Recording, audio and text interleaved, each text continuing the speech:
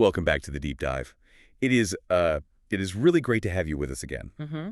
Now, usually when we crack open these archives, especially, this Seth material, we're hunting for the big ones. The blockbusters, yeah. The Yeah. sessions that really lay out the cosmology. Exactly. The ones that decode reality, explain how consciousness works.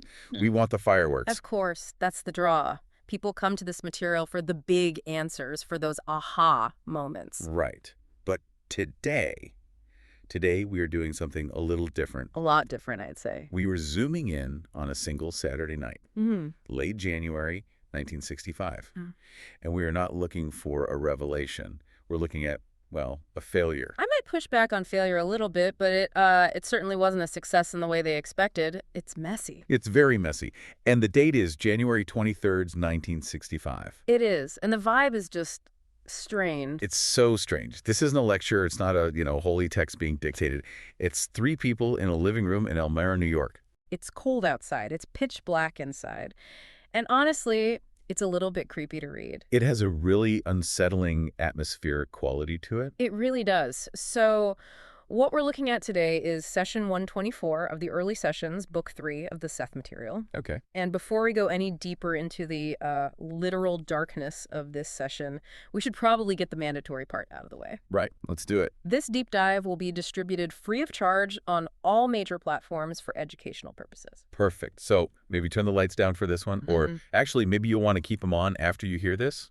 Could go either way. Because our mission here is to figure out what happens when a psychic experiment just goes off the rails. Yeah. What does a dud session really tell us? And that's fascinating. There's such a survivorship bias in these kinds of texts. You only ever read about the miracles. The levitating tables, the clear messages. Exactly. But this session 124, it's so human. It's flawed. And because of that, it gives us this rare technical glimpse into what's actually required for this stuff to work. It's like looking under the hood when the engine stalls. That's the perfect analogy. I'm calling it the unscheduled darkness. And I have to say, even though parts of it are genuinely chilling, there is a cat involved who could not care less about any of it. The cat is the unsung hero of this entire session, the ultimate skeptic. He's the grounding wire, for sure. We'll get to him. But first, let's set the stage. It's almost 11 p.m. on a Saturday. Yeah. Who's in the room? You've got the core 3 people. First, of course, is Jane Roberts. Right. Seth calls her Rubert. She's the medium. The channel. Then you have her husband, Robert Butts. Rob. He's our narrator, the scribe, the anchor. Okay. And then there's a visitor, Bill Macdonnel, who in the sessions is often called Mark. Now, usually in these sessions, everyone seems so focused they're ready to go. Yeah. But that is not the vibe on this particular night. Not even close. And that's the key. You have to understand this context. The session is explicitly listed as unscheduled. So they weren't planning on this. No. And physically, they're kind of a wreck. Rob says he's feeling quite lethargic. Lethargic. That's such a specific word. It's not just tired. It's heavy. It's like you're moving through water, just heavy. Okay, so Rob is dragging. What about Bill? Bill's even worse. The notes say he is not feeling well. The sick note. Yeah, probably some stomach thing. So you've got one guy who's half asleep and another guy who feels like he's going to be sick. And then there's Jane, and she's the opposite. Totally the opposite. She's not lethargic at all. She's restless. Like a caged animal, she's got this nervous, buzzing energy. It's a real mismatch. You'd think they would just call it a night. Right. Go to bed, watch TV. But Jane pushes. They decide to try something. But not a Seth session, not at first. No, and this is a really important detail. For about an hour before this, from about 9:30 to 10:30, they're trying what Rob calls various small ESP experiments. What does that even mean here? Are they trying to, guess cards?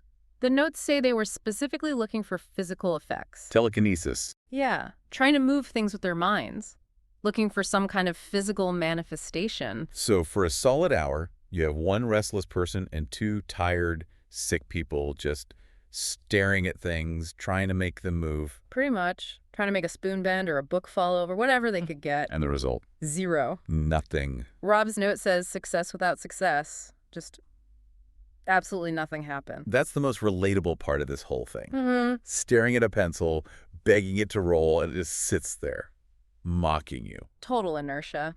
But Jane doesn't give up. It's 10:30 p.m., the experiments have failed, and she decides to call on Seth. It feels like a Hail Mary. Okay, we can't do it. Let's call in the big guy. That's exactly what it feels like. But she doesn't just sit down. This is where it gets weird. She starts messing with the environment. This is the darkness part. Yeah. She becomes incredibly sensitive to light. She sits down, and the living room light is on. Even with her back to it, she says it's bothering her. Turn it off. So Rob does. And he goes and turns on the kitchen light, so there's some indirect light, just enough for him to write. Which is their normal setup, right? It's their standard procedure. Usually it's fine, but not tonight. Still too much. Within minutes, she says the kitchen light has to go off too. So now they're in total darkness. Almost total. And the way Rain describes it, it's just so cinematic. They're in this pitch black apartment, but outside on Water Street, there's traffic. Oh, right. He says the room is lit spasmodically by the lights from passing traffic. Let's just pause on that phrase, spasmodically. It's not a glow. It's a strobe effect. A sudden flash, then nothing. Exactly. You're sitting there in the quiet and the dark, and every now and then a car's headlights just sweep across the room. And you'd see everyone's face for just a split second. A flash of a face, high contrast shadows, and then gone. Plunge back into black. It's the perfect setting for your eyes to play tricks on you. Totally disorienting. And in this strobing darkness, Jane starts to change. The voice is first, right? Yep. Rob notes it becomes a little heavier than usual, and she's speaking rather rapidly. But then she does something she almost never does. She gets up. She gets up and starts to pace slowly around the room. Which is not normal for her. She usually sits in her rocker and she's stationary. Right. But tonight, she's prowling. Just imagine being Rob in that moment. You're tired, you're in the dark, and in these flashes of light, you see your wife's form. But it's Seth pacing back and forth. That is deeply unsettling. And Wright has a very practical problem. A huge one. He can't see his notes. His one job is to write this all down. He tries. He really does. He says he attempts to take notes in this poor light, just using the flashes from the cars. That's impossible. You'd get a word here, a word there. He gave up after 6 lines. So this is a huge disclaimer for us. We usually treat these transcripts as, verbatim.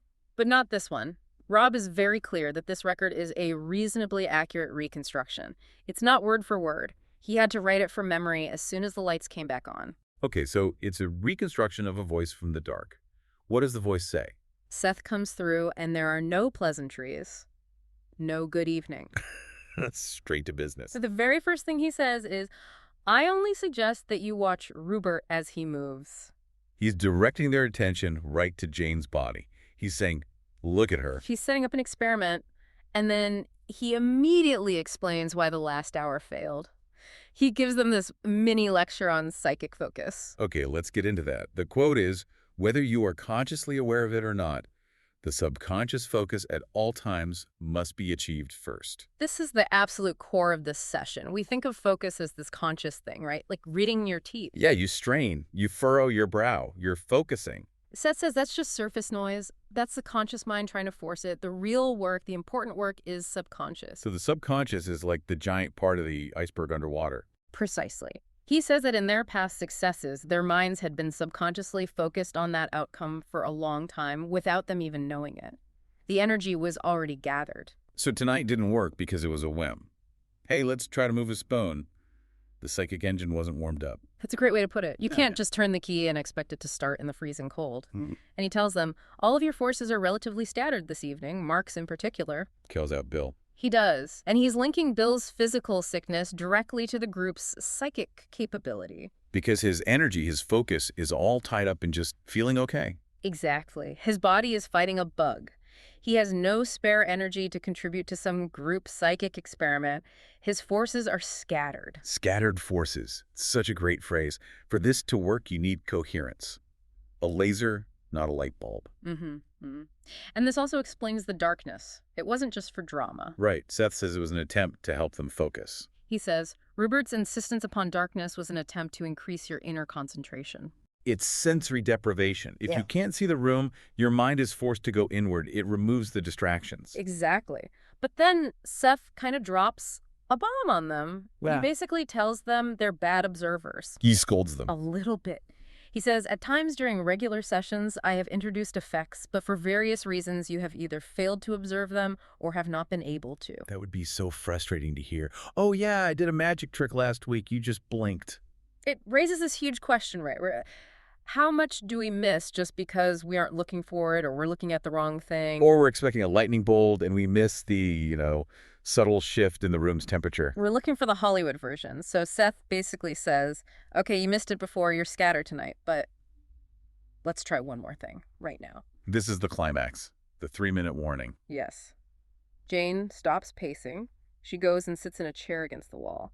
And Rob notes that she's now out of the direct line of the traffic lights. She's even more in shadow. He says all he can see is the white blur of her face. No features. Just a blur. It's so ghostly. And then Seth speaks. I suggest you watch Rupert's face. If any effects are to occur, they will take place within 3 minutes. Can you imagine the pressure in that room? No, 3 minutes. The clock is ticking. You're staring at a white blur in the dark, just waiting. They sit in silence. 1 minute goes by. Nothing. The tension must have been just thick. Then Seth speaks again. He sort of lowers the bar. He says, if you see any effect, it will be the aura. Okay, so maybe not a full facial transformation, just a glow. Yeah. Something subtle. He's guiding their perception. Yeah. So they wait longer, staring into the gloom. And this is where the moment of truth comes. The thing that just punctures the whole tense balloon. Enter Willie the cat. The cat, my favorite part. Rob's note is just perfect. He writes, our cat Willie moved about the dark apartment in a normal manner, apparently not sensing anything strange to him. I love that so much because we humans, we get so psyched up. It's dark, it's spooky, the veil is thin. And the cat is just like, I'm going to the kitchen. It's dark in here. Okay. Yeah. The cat is the control group in this experiment. He's the scientific constant. Why do you say that? Well, in all the paranormal lore, animals are supposed to be more sensitive, right? Dogs bark at ghosts, cats hiss at nothing. They're the early warning system. So if there was some massive psychic energy discharge in that room, Willie should have freaked out. His fur should have been on end. But he's totally unbothered. Completely indifferent, walking in a normal manner. That tells you everything you need to know about the actual energy level in that room. The cat speaks the truth. Always. So the 3 minutes are up. The cat has made his rounds. What happens? Jane switches on the light, and Seth is gone. Session over. Just like that. Lights on, show's over. That's it. It's about 11:00 p.m. The whole thing took maybe 30 minutes. So the debrief. What did they see? Rob saw nothing. He was very clear. It was too dark. He couldn't make out her features. He saw nothing. And Bill? Wow. The sick one. Bill is the interesting one. He says, for a second, he thought he might have seen a fleeting aura around her head. But he immediately discounted it. He said the impression was so faint and so quick that he couldn't be sure of anything. He talked himself out of it. He basically said, I might have just imagined it because I wanted to see it. You know, that's actually incredible. That shows so much integrity. Really does. It would be so easy to say, oh yeah, I saw green glow. Yeah. Just to validate the whole weird experience. But they weren't trying to fool themselves. They were serious about this. If it was a maybe, they counted it as a no. Bill knew he was sick. He knew his perception was off, so he didn't trust his own data. Amazing. And what about Jane? How was she? She was kind of confused. She said she wasn't as deeply dissociated as usual. She was more present. Yeah. Normally she comes out of it with no memory. But this time, she said she felt weird because she was aware of herself pacing. It was a new, strange feeling for her.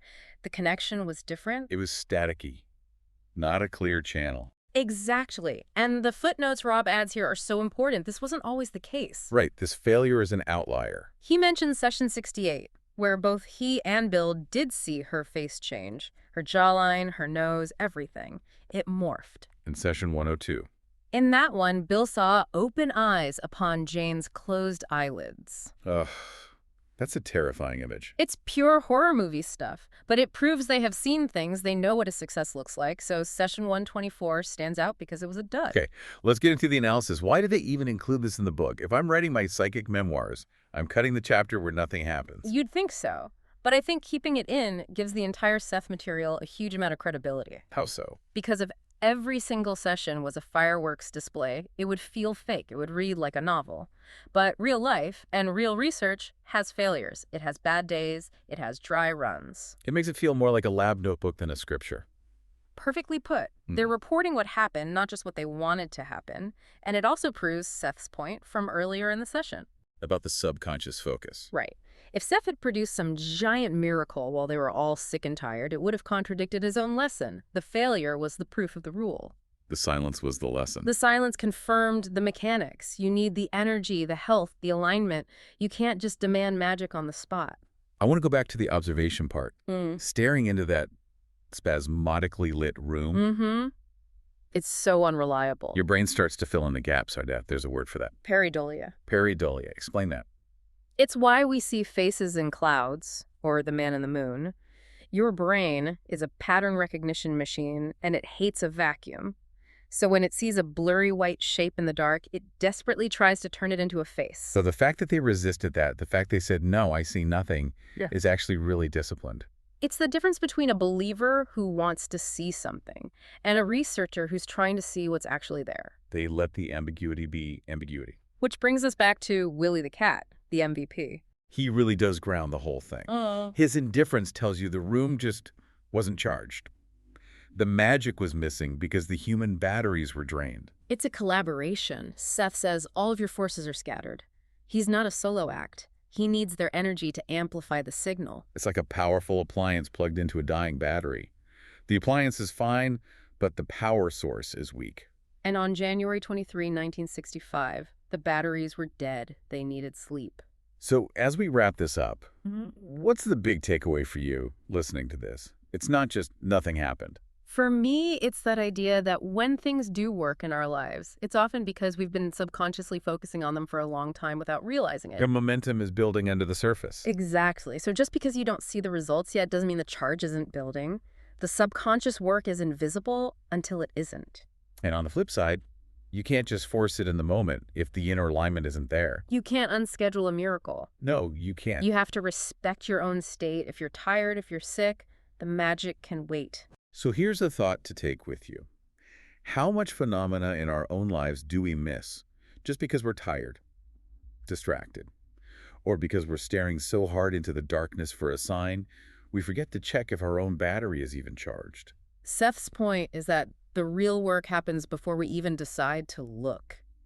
Maybe the key isn't to look harder, but to align deeper. Something to think about next time you find yourself in the dark. And if a cat walks by, don't worry, it's probably just a cat. Probably. Keep an eye on him, though, just in case. Before we sign off, we have to give credit where it's due. This material is credited to the Seth material and the publisher New Awareness Network. And listen, this was one tiny session. There are thousands of pages of this stuff.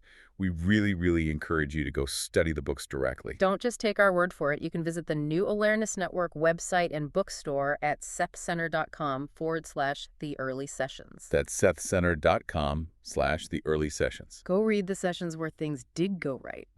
Compare and contrast. Be a detective. Thanks for joining us in the unscheduled darkness. Keep your lights on or off, whatever helps your inner concentration. We'll see you next time. Goodbye.